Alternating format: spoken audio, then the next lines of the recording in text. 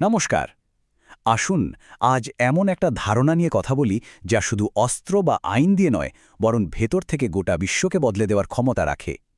একে বলা হয় বিচার ক্রান্তি বা চিন্তার বিপ্লব।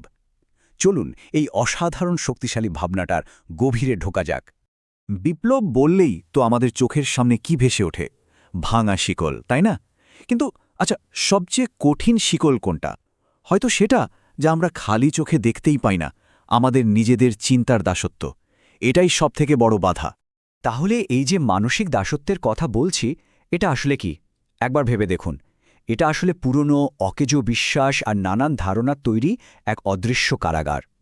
আর সবচেয়ে মজার ব্যাপার কি জানেন? এই কারাগারটা কিন্তু আমরা নিজেরাই নিজেদের চারপাশে তৈরি করে রেখেছি।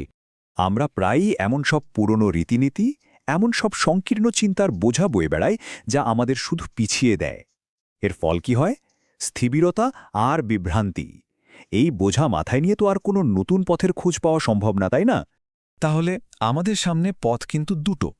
একদিকে রয়েছে পুরনো বিশ্বাসের জরাজীর্ণ কারাগার, যা আমাদের শক্ত করে আটকে রাখে, আর অন্যদিকে আছে এক উজ্জ্বল নতুন যুগের প্রতিশ্রুতি। এই দুটো পথের মধ্যে যে লড়াই, সেটাই বোধহয় আমাদের সময়ের সবথেকে বড় লড়াই। তো এর থেকে বেরোনোর উপায়টা কি?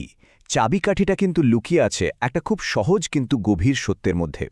পুরনো ধারণার অবসানের পরে নতুন যুগের সূচনা হয়, মানে ভাঙার পরেই তো গড়ার সুযোগটা আসে।